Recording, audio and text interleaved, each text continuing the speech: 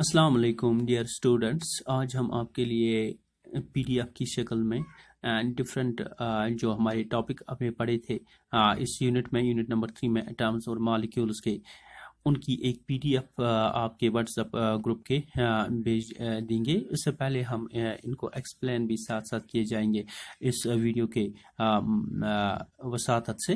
तो पहला जो इसमें टॉपिक पढ़ा था हमने वो था एटम और मॉलिक्यूल, क्योंकि हमने पहले पढ़ा था कि एटम और मॉलिक्यूल जो पिछले चैप्टर में हमने पढ़ा था कि इसमें डिफरेंट ग्रीक और इंडियन फिलोसफर्स ने मैटर को यहाँ पे क्लासीफाई किया था कि इंडियन फिलोसफर्स जो डिफरेंट व्यूज लेके आए थे और जो ग्रीक फिलोसफर्स डिफरेंट व्यूज लेके आए थे regarding the matter.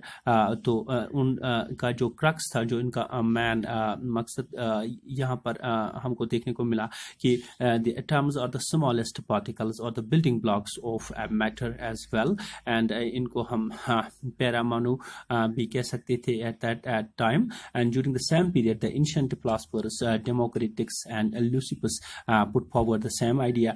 However, they called these atoms. So there is only the difference in the naming. This is called atoms by the Greek philosophers as well. ये हमने पहले भी पढ़ा था। तो इसके अलावा यहाँ पे हमने फिर एक्सप्लेन भी किया था matter is made up of the small particles which may be called as atoms और मॉलिक्यूल्स एज वेल। सो यहाँ पे डिफरेंट काइंड्स ऑफ मैटर चूंकि होता है, so different kind of atoms and the molecules we observe in our day to day life.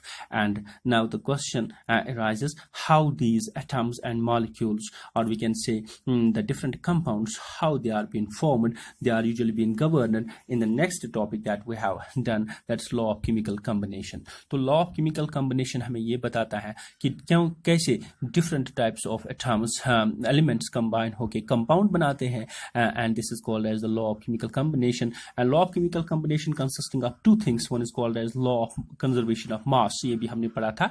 तो यहाँ पे हमने reactant और product की बात की जो chemical reaction में होते हैं, that was put forth by this law of conservation of mass was put forth by Antonio Lavoisier in 1774. What it say that that mass can neither be created nor destroyed. In chemical reaction में mass कहीं से पैदा नहीं होता और न कभी खत्म होता है, but it is simply in chemical reaction the total mass of the reactant is equal to the total mass of the product. जो सारा mass होता है reactant का वो बराबर होता है mass of product का।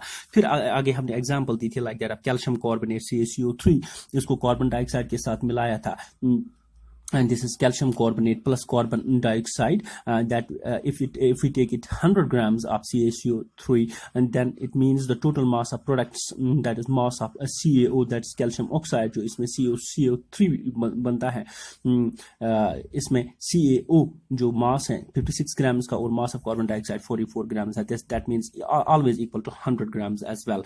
That simply identifies how this reactant is equal to that of the products.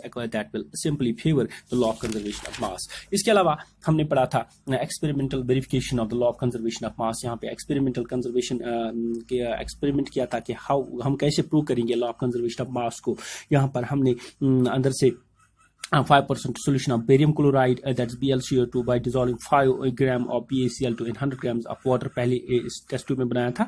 उसके बाद हमने 5% solution of sodium sulfate Na2SO2 by dissolving 5 grams of Na2SO in 100 ml of water बनाया था। फिर हमने क्या किया था, take a small amount of the barium sulfate solution in the conical flask में हमने लिया था barium sulfate, and small amount of the sodium sulfate solution जो हमने लिया था वो टेस्ट ट्यूब में लिया था, और फिर उसको सस्पेंड किया था, and after that उसको हमने वेट किया था, and after that we simply subtract the system, we subtract the empty apparatus, जो empty apparatus को हमने subtract किया था, and difference will give us the mass of the reactants. फिर हमें mass of reactants पता चला था। उसके बाद हमने इस थ्रेड को लूजन किया था, यहाँ से इसको थ्रेड को लूजन किया था और टेस्ट ट्यूब इसमें डूब गया था। So with that we can say after we calculated the solution of the tube, they usually got mixed, both the tubes usually got mixed in the solution of the flask, both the solutions usually got mixed, and एक white precipitate बना था वहां पे। तो यहाँ पे एक नई रिएक्शन हुई थी, that's called as the barium chloride plus sodium sulfate. It forms simply the barium sulfate, जो एक white precipitate बना था वो barium sulfate था और sodium chloride बना था।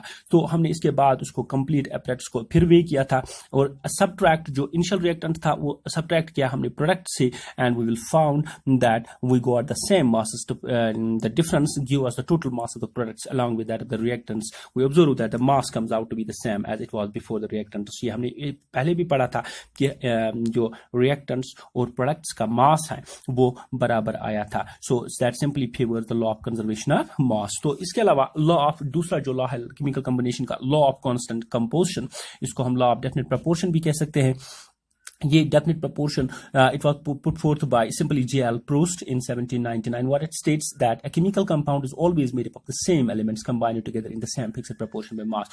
ये जो chemical compound होता है इसमें जो element होते हैं वो एक खास proportion के हिसाब से एक दूसरे से मिलते हैं। That's called as law of chemical, the law of definite proportion as well. For example, यहाँ पे हम water molecule के example ले रहे हैं, इसमें hydrogen and oxygen simply 1:8 proportion में मौजूद होंगे। अगर आप कहीं पे से भी water ले लें, by taking 9 grams of water, अगर हम ले लें by decompose it by passing electricity, अगर हम इसमें electricity पास करेंगे तो will collect 1 gram of hydrogen, 1 gram hydrogen और 8 gram oxygen. That means 9 grams of water. In that we got 1 gram of hydrogen, 8 grams of oxygen. इसके अलावा हमने पढ़ा था Dalton's atomic theory. So Dalton's atomic theory, John Dalton ने जो put forth की थी कि atomic theory में मैटर के बारे में, तो इसमें हमने डिफरेंट पोस्टुलेट्स पढ़े थे। तो पहला पोस्टुलेट जो हमने यहाँ पे लिखा है कि matter whether an element it should be N element और कंपाउंड और मिक्सचर व्हाटसोएवर, जो भी हो वो स्मॉल पार्टिकल्स जिनको हम एटम्स कह सकते हैं के नाम से जाने जाते हैं। और दूसरे जो है एटम्स जो है सेम एलिमेंट के वो आइडेंटिकल होते हैं respect shape, size, mass and extra. जो एक एलिमेंट के एटम होते हैं वो उनकी साइज, शेप, कैरेक्टर्स एक साथ होती है। और तीसरी जो हमने पढ़ी थी इसकी प्रॉपर्टी जो यहाँ पे लिखी है, atoms are different, elements are different. क्योंकि जो डिफरेंट एलिमेंट्स के डिफरेंट एटम्स होते हैं वो डिफरेंट साइज में भी होंगे, शेप में भी होंगे और उनके डिफरेंट प्रॉपर्टीज होंगी।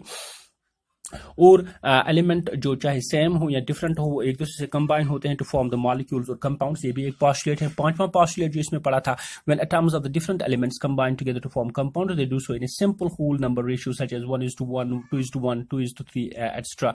एक होल नंबर रेशियो में एक दूसरे से मिलते हैं। एक छठा पोस्टुलेट था डाल्टन्स थ्योरी का, atoms of 2 different elements can combine in different ratios to form more than 1 compound. जो एटम्स होते हैं डिफरेंट एलिमेंट्स के एक दूसरे से कंबाइन होते हैं टू फॉर्म मोर देन एक से ज्यादा कंपाउंड बनाते हैं। बिल्कुल, for example carbon and oxygen ये कंबाइन होते हैं and form CO and also the carbon and oxygen combine in the different way, they simply form the CO2 in the ratio of combining atom of C and O are 1:1 in the first case and 1:2 in the second case. That means both the elements combine in the different ways to give rise different compounds as well. This is an important postulate for the Dalton's atomic theory. And the seventh one that I had studied with you, I have discussed with you, the number and kind of atoms in a given compound is always fixed. ये जो number होता है और kind of atoms जो होता है compound में एक fixed होता है, जिसमें हमने law of this definite proportion भी पढ़ा।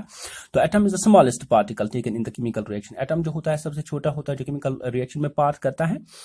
एंड नवा और आखिरी पोस्टुलेट जो है, atom can neither be created not destroyed but atom is indistributable. That means atom जो होता है वो क्रिएट नहीं कर सकते, उसको डिस्ट्रॉय भी नहीं कर सकते हैं।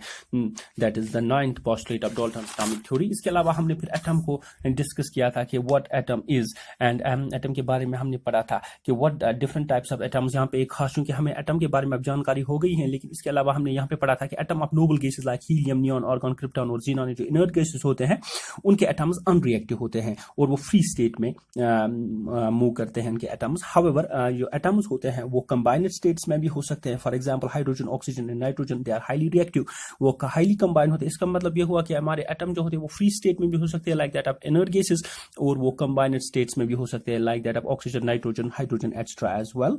So they exist as dihydrogen यहाँ पे कंबाइंड स्टेट्स में है, and dioxygen that's O2 and ammonia that's NH2 and water H2O। This is the combination of the atoms to form the molecules as well. However, they can also exist in the free states like that of the inert gases as well. इसके बाद हमने पढ़ा था कि size of the atom, क्योंकि different atoms का अलग अलग size होता है, so this is one of the character of the atoms as well with regarding to their size as well.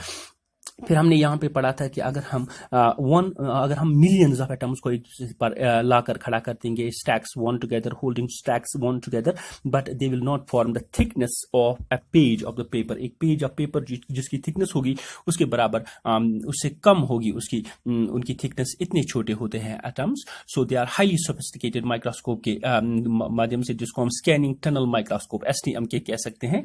सो उसके वो इस काबिल होती हैं कि वो फोटोग्राफ ले सकती है एटम्स के।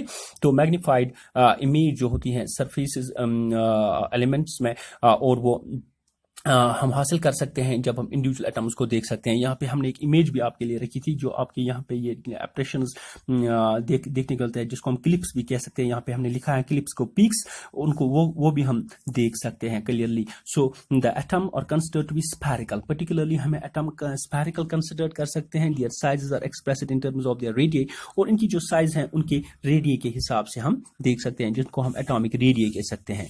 सो they are they small that their radii are expressed in nanometers, और इनकी जो रेडियई है वो हमें छोटे पैमाने से पता चलते हैं, जिनको हम नैनोमीटर्स कह सकते हैं। एनम हम शॉर्ट में लिख सकते हैं। तो radii of order of this radii are of the order of 10 raised power -10 meters. So this radii जो है वो order of 10 raised power -10 meters के हिसाब से हम गिन सकते हैं। दैट्स 1 नैनोमीटर जो बराबर होता है, that's equal to 10 raised power -9। We can say 1 metre will be 10 raised power 9 nanometres as well. यहाँ पे हमने लिखा है कि 1 नैनोमीटर बराबर होता है 10 raised power -9।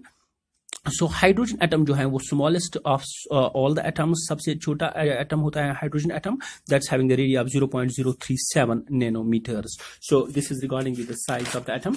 इसके बाद हमने पढ़ा था कि मॉलिक्यूल, आज हम इतना ही कह सकते हैं। आज की पीडीएफ जो है वो हम यहीं तक आपको भेज सकते हैं, बिकॉज ये जो हमारा लोड होता है ये वीडियो फिर पूरी तरह से चलता नहीं है because of the loading and processing of the same video. इसके बाद हमने पढ़ा था सिंपली मॉलिक्यूल्स, क्योंकि मॉलिक्यूल जो होता है वो ग्रुप ऑफ 2 और मोर देन 2 एटम्स से मिलकर बनाता है, और इनके दरमियान एक काइंड ऑफ अट्रैक्टिव फोर्स होता है इन एटम्स के दरमियान जो मॉलिक्यूल बनाते हैं। So these are called as the chemical bonds. These attractive forces जो हमें यहाँ पे लिखा था, for example a molecule is the smallest particle of an element or a compound which can exist freely under ordinary conditions, show all the properties of that substance. ये सारी property दिखाता है इस सारे कंपाउंड की, ये मॉलिक्यूल जिसमें ये मौजूद होता है। सो मॉलिक्यूल्स ऑफ एन एलिमेंट, यहाँ पे पढ़ा था हमने कि मॉलिक्यूल ऑफ एन एलिमेंट, अगर हम एलिमेंट में जो मॉलिक्यूल होता है वो कैसे होता है, इसका मतलब ये हुआ कि molecule of an element means 1, 2 और मोर atoms of the same element. अगर 1, 2 या 2 से ज्यादा या 3 एटम्स मगर एक ही एलिमेंट के मिल जाए तो फिर वो मॉलिक्यूल बनाते हैं, जिसको हम मॉलिक्यूल ऑफ एन एलिमेंट कह सकते हैं। Depending upon 1 or 2 they can be called as monoatomic, diatomic, triatomic and tetraatomic respectively as well. For example यहाँ पे हमने मोनो एटॉमिक मॉलिक्यूल्स लिखे हैं। For example mono atomic molecule में हीलियम है, नियॉन है, आर्गन है। This is the mono atomic molecule. And also we are having the diatomic molecule. यहाँ पे 2 एटम्स मिलकर बनाते हैं diatomic molecule, like hydrogen and also nitrogen and that of chlorine as well. And triatomic molecules में हमारे example है ozone की। यहाँ पे 3 ऑक्सीजन मॉलिक्यूल एक दूसरे से मिलकर बनाते हैं simply the triatomic molecule. And also we are having the P4, the phosphorus can exist with 4 molecules together, they are called as the tetraatomic molecules. In acid, these are called as the octatomic molecules of sulfur. And moreover, the molecules that contains more number of atoms, they are called as the polyatomic molecules as well. And the number of the atoms जो present होते हैं एक molecule में, उसको हम atomicity के नाम से जानते हैं। The atomicity is the number of the atoms that are present in a molecule. That's simply been called as atomicity as well. So इसके बाद हमने मॉलिक्यूल्स ऑफ एन कंपाउंड भी पढ़ा था कि molecules of an compound, that means अगर हम molecule ले ले एक कंपाउंड का, कंपाउंड में यहाँ पे different atoms of different elements combine होकर कंपाउंड बनाते हैं। तो वहां पे भी हमने देखा था कि डायटॉमिक मॉलिक्यूल्स, यहाँ पे 2 एटम डिफरेंट एलिमेंट्स के मगर मिलके बनाते हैं molecule, that's called as HCl। यहाँ पे H है one kind of atom and chlorine is another kind of atom, they will form HCl। and also CO, that's carbon monoxide। Here the 2 kinds of atoms, 2 different kinds of atoms usually combine to form the diatomic molecules as well। and triatomic molecules में हम यहाँ पे हमने water molecule की example ली थी, 2 hydrogen के molecule, oxygen के मॉलिक्यूल और कार्बन डाइऑक्साइड की एग्जांपल, और SO2 की मॉलिक्यूल की एग्जांपल हमने ली। This is called as the triatomic molecule. Tetraatomic molecule में यहाँ पे हम देख रहे हैं कि 4 एटम्स मिलकर बनाते हैं टेट्राएटॉमिक मॉलिक्यूल।